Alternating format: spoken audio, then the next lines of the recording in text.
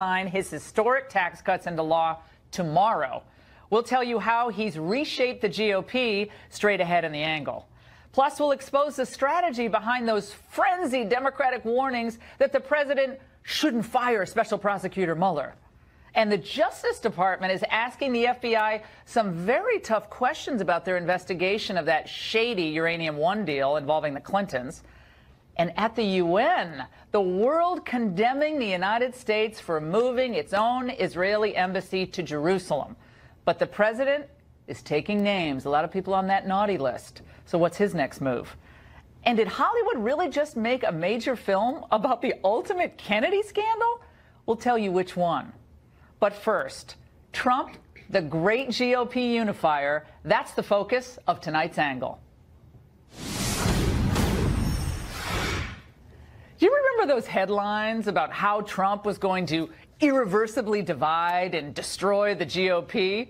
Oh, there they are. Well, it turns out that the president may well be on his way to healing those divisions.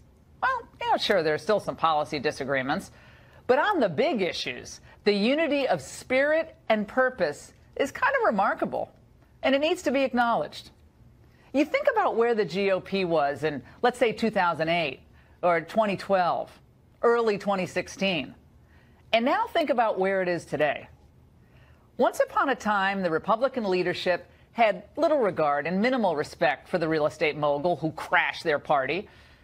Just remember the kinds of things the GOP leadership had said about Trump. Our new president had, of course, not been in this line of work before, and I think had excessive expectations about how quickly things happen in the democratic process. Claiming a person can't do the job because of their race is sort of like the textbook definition of a racist comment.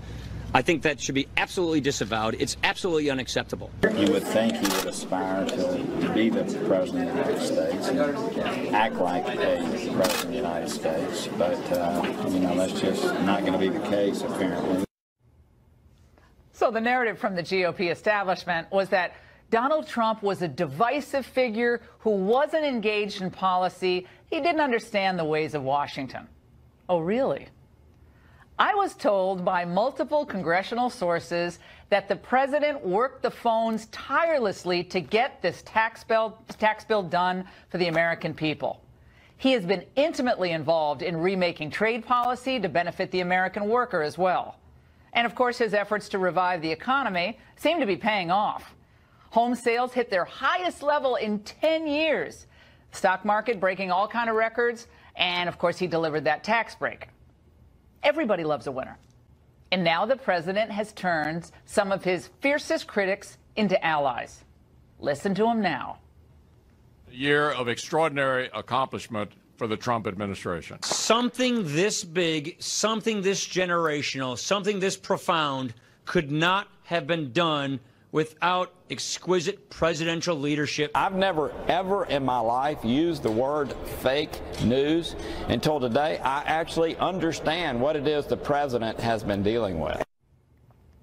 Not only is that a stunning reversal of their view of the president's style, but he's converted them, or at least cowed them, on a number of key issues. So, for instance, when's the last time a prominent Republican really complained about Trump's efforts to renegotiate NAFTA or challenge China? And in case you didn't notice, Mitch McConnell now sounds like Jeff Sessions on immigration. Defying expectations again, the president has pulled his party toward the conservative populist movement that swept him into office. His detractors are now realizing that the Trump way is the only way forward. It's finally dawned on them. There's simply no constituency for the GOP of open borders, endless wars, and those lopsided trade deals. You want to know who the dividers are today in the GOP? I'll tell you who they are. You see them there. The Bushes, Jeff Flake, Mitt Romney, and other bitter globalists whose time has frankly come and gone. Like the ghosts of Christmas past, they're wandering the halls, making noises, but no one's listening. This is a Trumpian party now, and that's the angle. To discuss, I'm joined by Fox News contributor and former Congressman Jason Chaffetz in Utah, and here in the studio in Washington is attorney Richard Goodstein, who's advised most Democratic presidential candidates going back to 1984, and in New York, Guy Benson, political editor of townhall.com and a Fox News contributor. Great to see all of you. Merry Christmas, happy holidays. Merry Christmas, Laura. So Richard, you just heard the angle. Right. What do you think? He was going to be this guy who ripped the party apart, divisive, brash, all those things. But to see what happened yesterday with all of these former detractors, and you saw just a smattering of them, what a reversal. I put this under the heading of with friends like this, who needs enemies? In this regard, thanks to Donald Trump, the party ID split is wildly in favor of Democrats. Thanks to Donald Trump, Republicans lost Alabama. He backed two losers. Okay, try to focus on the question. Okay. I give the Republicans credit. I get your wrap on that. I give Republicans credit for getting this tax bill done. It was not an easy thing to do. They rammed it through. Everything they said, believe me, all the tape that they ran about Obamacare, you could replay now. Okay, but they got it done. It's wildly unpopular. Just like he is, historically so. So, I mean, you know, in the generic ballot, Democrats are way ahead. So, I mean, I think we have to kind of see what's going to happen in the 28 elections. Pretty much every single election that's happened since Donald Trump has won has been plus 20 or so for the Democrats. Congressman Chaffetz, let's go to you on this. The generic ballot in 2016 was a disaster. In Ohio, it was pretty bad for Trump. Pennsylvania was going to be his Waterloo. Wisconsin, there was no way he was going to win. Of course, he won and surprised all the critics, the pollsters, and so forth. But it struck me yesterday, and especially watching McConnell, Ryan, even that little bit of concession from Corker, I think they've moved toward him more than he has moved toward them. Yeah, look, America wanted a disruptive president. They didn't like what was happening in Washington, D.C. on either side of the aisle. And if the Democrats' only thing that they can really point to as a highlight for their 2017 is a generic ballot, you know it was a terrible year for Democrats. They lost big. Hillary Clinton's numbers are even lower. If the race were run again, Donald Trump would win by even bigger numbers. He did help unite the party. After the Republicans did the proverbial political faceplant by blowing it on Obamacare, they finally realized that maybe we ought to come together, and the president did work hard behind the scenes. And the Democrats, what are they going to run on? We think your taxes should be higher. How dare the Republicans cut your taxes? I mean, they've got nothing to run on other than a generic ballot. Hey, Guy, let's go to you. You were a never-Trumper in your day, and you raised all sorts of red flags about him, his demeanor, and so forth. But watching him over the last year, setting aside the tweet storms and all of that, the Congress blew Obamacare, as Jason said. He comes in, and he is hammering people for results. He's like, when are you going to get me a bill? What are you going to do on this? He is always on the phone with Ryan McConnell and a gaggle of other people saying, why cannot you get this stuff done faster? He, contrary to what you hear, he is on these details, and he's impatient for change. And the change came. And I think part of the reason that the party is so united at the moment is this is a massive win, not just for the Republican Party, but for the American people and for long-held conservative goals. This is a tax cut for 80% of Americans. This is a major tax cut for corporations to make our numbers way more competitive in the world. That's something even Obama was for, and then the Democrats all skedaddled because it was Trump championing that idea now. But also in the bill was getting rid of Obamacare's individual mandate. That's a huge deal. Drilling in Anwar, Republicans have been after that for forever. And right, they got Guy, it all in one bill. Guy, I don't mean to interrupt, but I look back. I'm looking back because it's this time of year. You look back at the previous year. There were so many conservatives, and there are a few still. You know, George Will, Bill Kristol. He's not a real conservative. If what he did on Anwar, the tax bill, the deregulation, Gorsuch, 12 Circuit Court judges, if that's not conservative, like I don't know what is conservative. I worked for President Reagan. That stuff is pretty conservative, don't you think? Well, the judges, I think, are probably the absolute highlight of the presidency so far. And one other point, Laura, I think you have to evaluate everything that the administration does action by action. And there's been a lot of good things recently. Today, Nikki Haley's speech, I know you're going to get to it later in the show, that speech standing up for American interests and our ally in Israel before the UN was like a fist pump moment. That was awesome. That was powerful. That was moral courage and clarity. That's a high point ending the year for the Trump administration. So, yeah, I'm a Trump skeptical conservative, but I'm not going to sit here and close my eyes to big, important victories, and we have several to cheer about. Richard, let's go to you here on this. With all due respect to Guy and Jason and you, I think Republicans are whistling past the graveyard. Jason, the generic ballot wasn't the high point for Democrats. It was winning in Alabama. It was winning by historic numbers in Virginia. The voters are speaking. These are people, frankly, who, the ones who were in the streets on January 21st last year, a lot of them didn't vote. You lost voted for Bernie 5 Sanders. Congressional races in a row. And each one of them, listen, Jason, you know, you've been in Congress. Every single one of them went plus 15 or 20 in the Democrats' direction because they were ruby red districts. So to think that it's just the generic ballot, again, with all due respect, you're kidding yourself. Have they accomplished something? Of course. But does 2018 look like a good year? Well, I got to say, Roy Moore and Gillespie, I mean, I like Gillespie, but, I mean, he's like a guy from New Jersey who came down to Virginia and, like, tried to be a conservative populist, even though he's a Bush guy. I mean, that just wasn't going to fly. And it's the second time he lost running for office in Virginia. So I don't know if those two states are a great barometer, but you're right. The Democrats are happy they won those. Let's move to what the resistance is planning, all of you, because there was a hilarious piece in the LA Times today. I screamed laughing like at 9 in the morning when I was doing my radio show. The title is "Protesters Stash Bullhorns and Hot Chocolate just in case Trump fires Mueller." All right, Jason, I got to go to you on this.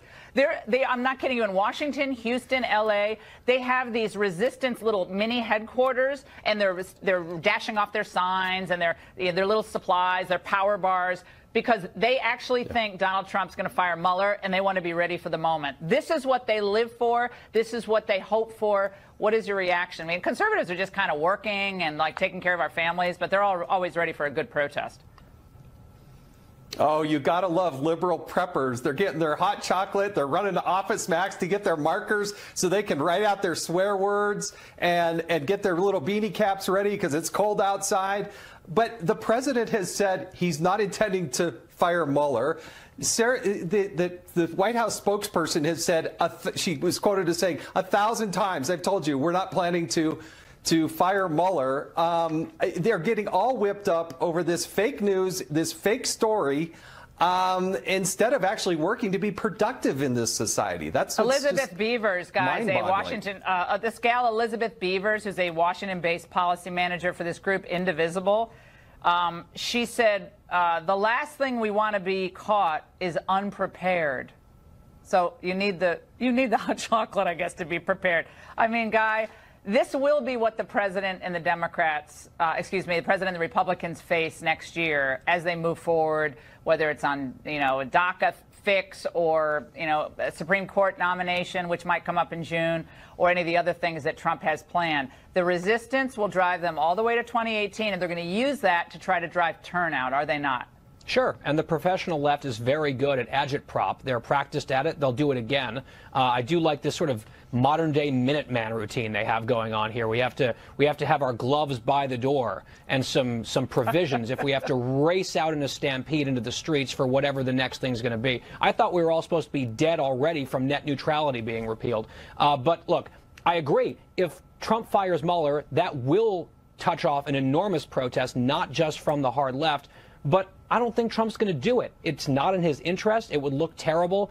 And he's not gonna all we do is sit here and talk about is Trump going to fire Mueller over and over again. They say they're not going to do it. The Republicans keep saying don't do it. He shouldn't. Let the guy do his work, and let's move on. And well, he's not going to do it. This is just fine. This is a fantasy of the Democrats. They're desperate for some piece of news that's good for them. So they're desperate for something like he in the middle of the night he does a Saturday Night Massacre on Mueller. Richard, go ahead. If Trump fires Mueller, the least of his problem will be the least of his problem will be how much hot chocolate there is that these people in the streets have.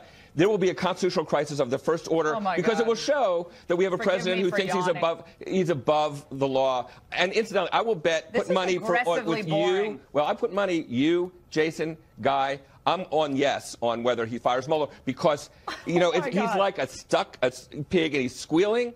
And it's not. Pig. Yeah, I'm just saying it's not a pretty picture as the walls are closing. They are. That's a nasty way of referring to the president. Stuck pig. Well, I'm not talking about him, but I'm talking about the people around him are feeling the heat. Like pigs, though. They're feeling the heat.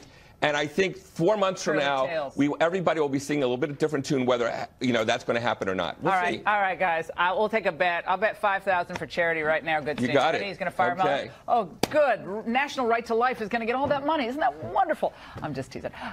Trump is suddenly riding so high, guys, that the Democrats are in total shock. Even Richard, he's not going to say that.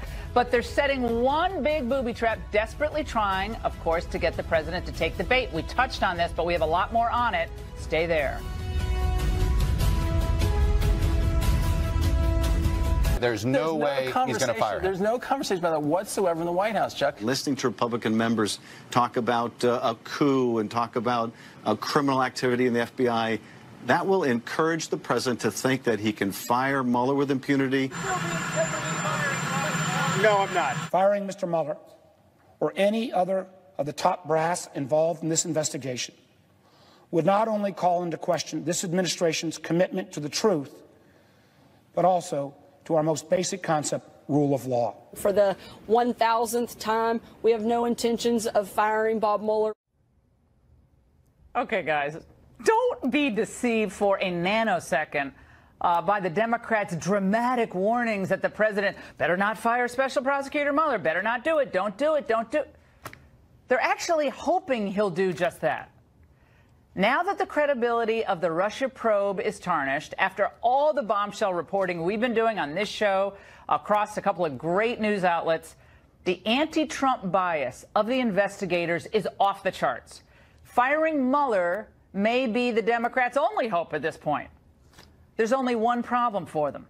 The president isn't falling for it. He outsmarts them every time.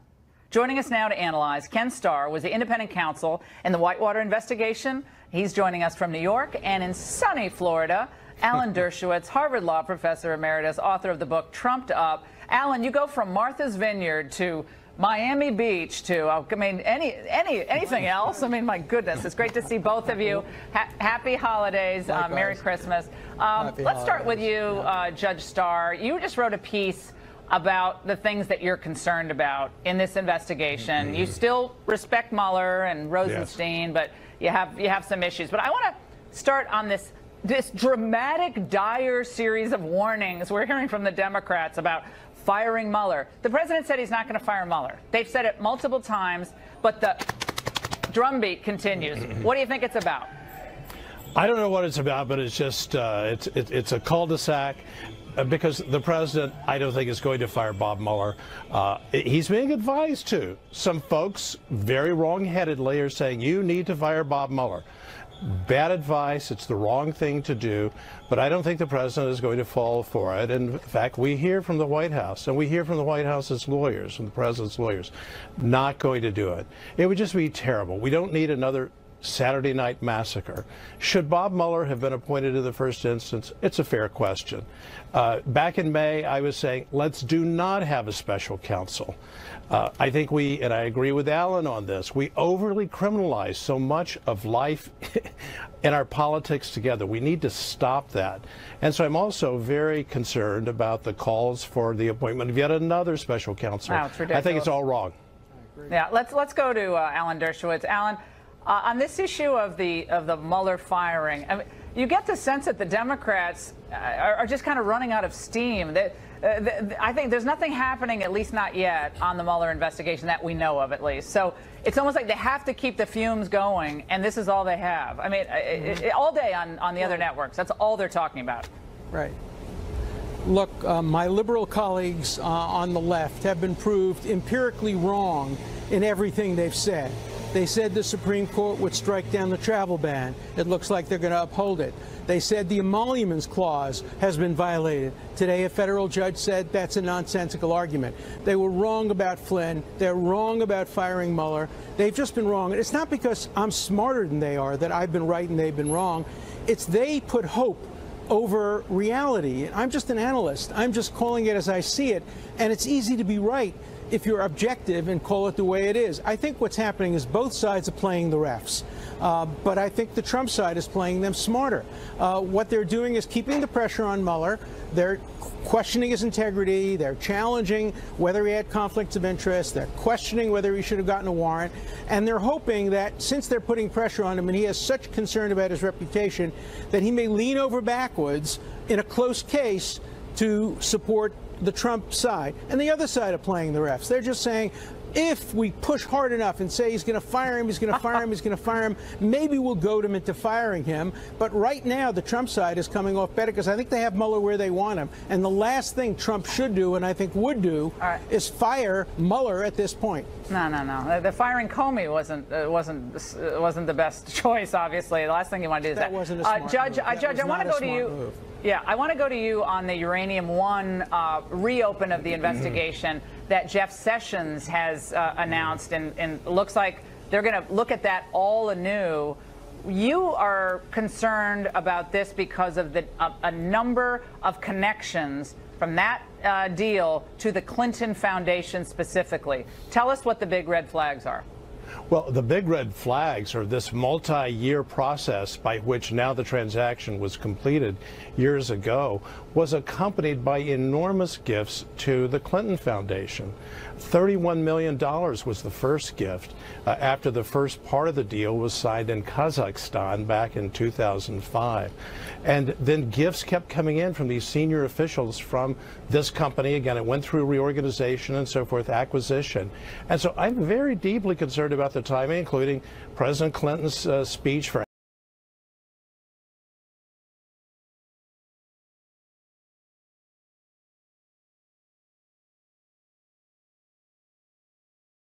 about criminalizing. Alan. I agree. I agree completely. I completely agree. I think we need transparency. That's why I called for a nonpartisan, independent investigatory commission like 9/11, which wasn't pointing fingers at people criminally, but its goal was to try to find out everything about Russia's involvement in elections, Russia's involvement in the economy, and then make recommendations for how to stop Russia from trying to influence our democracy. I think the worst way to do it is through a special counsel behind closed doors of the grand jury. All you get in the end probably is either an indictment or not indictment of some low-hanging fruit. Alan, do you think it's interesting at the very least that you had Comey, Rosenstein, you had McCabe and Mueller?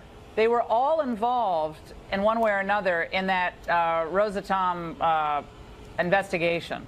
When they first approved the deal and they looked into the investigation, they were all part of it. It's just, there's like 5 people who seem to do everything at the department. But remember, they come from totally different backgrounds. There's no way they have any political interests in common. Mueller is a Republican. Rosenstein, we don't even know what his politics was. He was appointed by Obama, having been appointed previously. The idea of Clinton getting $500,000, George Bush I, I think, got fees like that when he spoke in Japan. Former presidents get big fees when they speak. Again, I don't want to point the finger of criminalization at anybody, but I want to see, like Ken wants to see, transparency. Let all the facts be laid out for the American public to see. That's the way democracy works. When a Russian interest, through a Canadian purchase, is able to get control of 20% of our uranium interests, went through this interagency process, and all this money's floating to the Clinton Foundation at the same time through people with interest in the transaction or connections to the transaction. I mean, you could ask a person on the street and they would say that was a bad idea. I mean, someone who has nothing to do with the law or nothing to do with the Committee on Foreign Investment, they would say, gosh, that seems really stupid, in my view. Let you close it out. My focus is on the fact that there were these enormous gifts enormous gifts to the Clinton Foundation. It's not whether there was a proper interagency process, the 9 agencies that approved it and so forth. It may have been exactly the right thing to do, but why were these gifts, enormous in size, given year after year after year to the Clinton Foundation? I don't think it was a good thing to do. Judge, have a Russian interest. Everyone's always afraid of Russia. Now Russia owns 20% of a uranium stake, and we all think, oh, well, that could have been a good thing. I don't understand how you think that could be a good thing. But I think it's very clear that countries like Kazakhstan and others honestly believe that you need to give gifts to get things done. That doesn't mean the Clinton Foundation did anything wrong. The Clinton Foundation's wonderful work abroad for AIDS and everything else. They spend every penny on doing good. So what you're looking at is the intention of the Kazakh authorities. That's very different than pointing the finger at the Clintons. All right, both of you have a wonderful holiday. And by the way, guys, much of the world today at the UN condemned the president's recognition of Jerusalem as the capital of Israel. So where does the president go from here when we come back? Sometimes it feels like you and me against the world. The United States will remember this day in which it was singled out for attack in the General Assembly for the very act of exercising our right as a sovereign nation. We will remember it when we are called upon to once again make the world's largest contribution to the United Nations. And we will remember it when so many countries come calling on us, as they so often do, to pay even more and to use our influence for their benefit. Despite that sharp warning from Nikki Haley today, the UN overwhelmingly voted to condemn President Trump's decision recognizing Jerusalem officially as the capital of Israel. 128 countries voted for the resolution. Just 9 states bravely opposed it, and 35 milquetoast abstained. Let's analyze it with Lawrence Korb, who was Assistant Secretary of Defense in the Reagan administration and is now a senior fellow at the Center for American Progress. And in New York, Carrie Sheffield, a political analyst and former reporter for Politico and The Hill. Great to see both of you. All right, Larry, let's go with you. We had Clinton, Obama, Bush all said they were going to move the embassy from Tel Aviv to Jerusalem.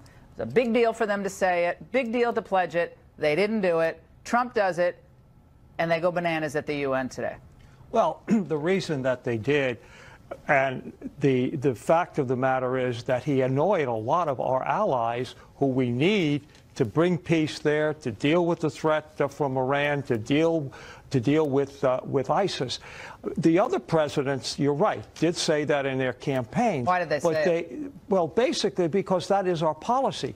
Where Trump made his mistake was not to make this part of an overall strategy. When you're going to do it, what are you going to get for it? How's it going to work? Are you going to take... Well, it didn't work before when we didn't move the embassy, correct? Isn't this disrupting the current narrative? The other narrative where we held back for decades, what did it get us? Well, basically, you haven't had a war between the Israelis and Palestinians for a long time. Basically, you've got a lot of other countries, Arab countries in the region, who have established relations with Israel. The other problem that Trump was, by threatening people to do stuff, and then he's not going to do it. There's no way he's going to cut off aid to Iraq or Afghanistan, Egypt, or Jordan. Even the Israelis don't want him to do that. So I think twice you've undermined American credibility and American ability to get things done. Oh, I think people are paying attention to us now. I think it's about time that we weren't treated as patsies. And when we say we're going to do something, we actually do it. Carrie, it's true the Christian cops were against it because they're concerned that their own religious liberty is going to be threatened in the region because the Palestinians are Arab Palestinians are furious at this, and other Muslims furious at this. So they are concerned. The Pope is against it, and Pence can't even get meetings now with Mahmoud Abbas or al-Sisi. The Coptic Christians don't want to meet with him. Where does this go?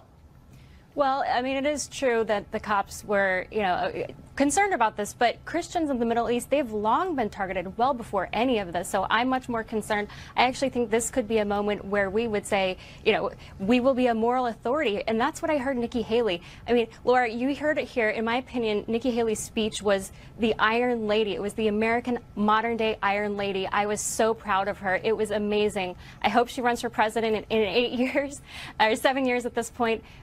Very incredibly inspiring.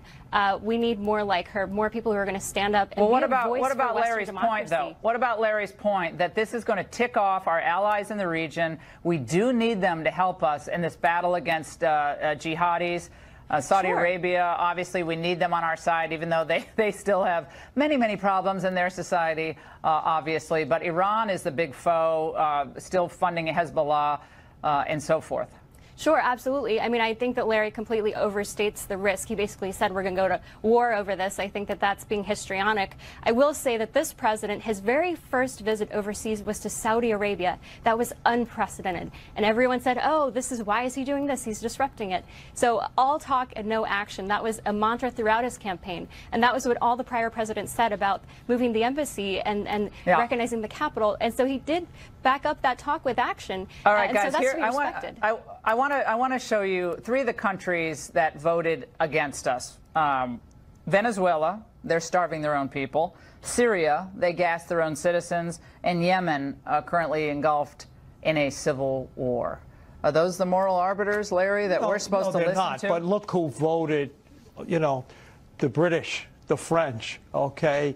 And as we mentioned here, the countries in the Iraqis who just finally defeated ISIS and are moving toward a democracy. Do you like Trump? I worry about what he says and then doesn't do it, and then some of the things he says. He's already today said, well, maybe we'll look at other things before we cut off the aid. And, you know, but do you think America's actually stronger, and I ask this in all seriousness, in a stronger position today than we were a year ago? No.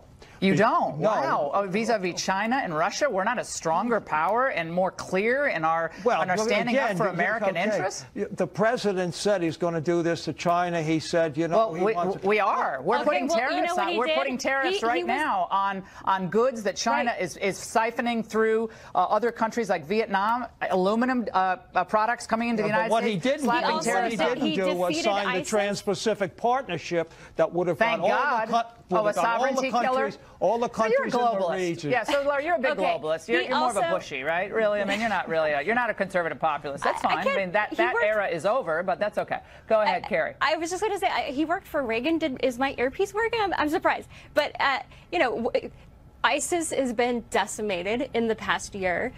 China has put on unprecedented sanctions against the North Koreans that no president was able to ever get until now. So, Laura, I'm with you that I think America is in a position of strength, absolutely. And the fact that the French voted against us, I'm sorry, but that's just I'm not losing sleep over that. Guys, we're out of time. We'll have you back. And by the way, guys, did you ever think you'd see this? A Hollywood film is exploring Ted Kennedy's darkest moment.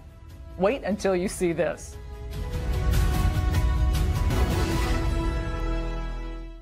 If you're going to erase part of America's history, you better do it under the cover of darkness. That's how 2 more Confederate statues came down last night in Memphis. And is Hollywood finally taking a critical look at the Kennedys? Let's bring in Raymond Arroyo, best-selling author and lead anchor of EWTN News. Raymond, another statue grab in Memphis. Tell us what happened. Well, this was a sneaky end around the state law. There is a Tennessee Historical Commission. They blocked the city of Memphis from moving these 2 statues because, according to them, no statue, monument, or nameplate that signified a military hero could be removed without that commission's authority. They said no. Well, this is what the Memphis City Council did. They decided to turn the parks, the 2 parks where these statues are, into private property. They gave the mayor permission to sell the public park to a private 501c3. They did that in one day, in the morning. That afternoon, they were lifting the statues off their Wait a second. So that's how they sold the land that the statues were on. So they were no longer public. 15 municipalities right now are considering removing Confederate statues and that building behind you at the Capitol. Cory Booker wants Robert E. Lee and Jefferson Davis out of the Capitol, where their Is there any recourse against this move? Not if you. This is a sneaky move that I'll bet. Is there any lawsuit that can be filed? People have been filing lawsuits, and this was against the state law. But why do they do it in the cover of darkness? What are they afraid of? Well, they're afraid of protests. Like they're afraid New Orleans, of Charlottesville. Like Baltimore.